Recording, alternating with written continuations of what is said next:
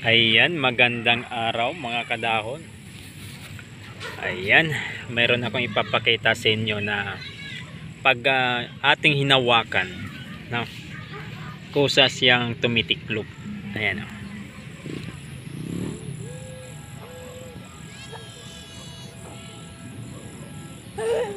Team.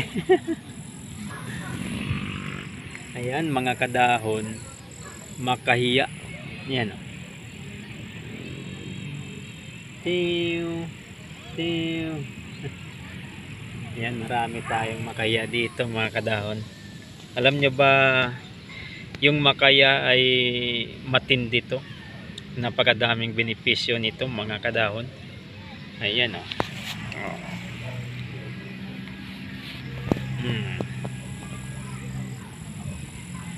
Ano ba yung mga benepisyo ng makaya mga kadahon? At paano natin gamitin para magamot yung ating mga nararamdaman. Ayan, natural mga kadahon. Ayan, gaya ng ibang mga dahon, ito yung makahiya, pag ating gamitin, no, o igamot natin sa ating mga sakit, ang gagawin lang natin ay bubunutin natin mga kadahon. Ayan, bubunutin natin siya. Pagkatapos lilinisan natin. Ayan o. Ayan. Ayan. Huhugasan natin mga kadahon. Pagkatapos ilagay natin sa malinis na kasirola. Doon natin ilaga. Lagyan natin ng tubig. Mga 3 baso, 4 na baso. Ayan. Gawin nating tsaa mga kadahon. Lagayin natin siya ng mahaba na yung 10 minutes, no? Ayan, 10 minutes. Para ang katas ng makahiya mga kadahon ay atin ay maiinom talaga natin, no? Matanggal talaga yung katas niya. Ayan. Walang lasa naman to mga kadahon. Masarap inumin to. Nasubukan ko na to. Ayan.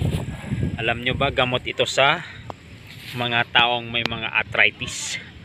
Ayan, gamot sa mga may sakit sa kidney. Ayan, gamot sa mga may sakit sa diabetes. Sa mga taong may sakit sa tawag nito, mataas ang kolesterol. Ayan. Kayang-kaya ng makahiya, no, bawasan o tanggalin. Ayan, wala namang mawawala mga kadahon kung susubukan natin, no? Subukan po natin ilaga at inumin yung makahiya. Ayan, makahiya. Ayan, marami dito mga kadahon. Ang matindi pa, no, gamot sa yung mga taong hindi yung kumbaga hindi makapag-flush out ng kanyang mga kinakain, no? Constipated ka, yan, pwede dito, no?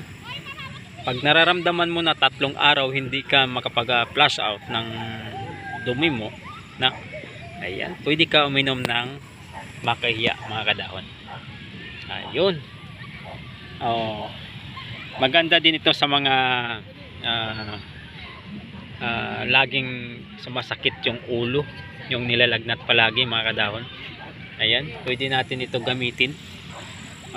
Gawin nating tsaa, no? Kahit araw-araw ka nito mag-inom, walang walang side effect mga kadahon, no? Maganda to. Normal na normal. Pag mahilig ka nito, no?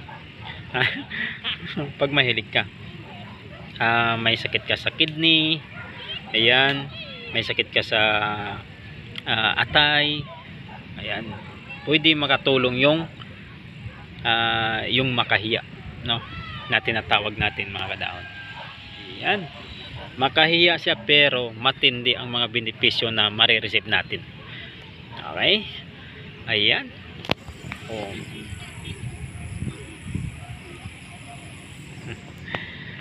Maganda rin itong mga kadahon, pampaganda ng kutis, no? yung mga laging puyat, ayan, pwede natin na gawing tsaay ito mga kadahon, no? O pag wala tayong ikakape o ganon, no? Yan, pwede ito. Okay, maraming salamat mga kadahon. Salamat sa panood at pagsubaybay kay kadahon, no? Walang sawang panood nyo mga kadahon. Thank you. Ayan, God bless po sa atin lahat.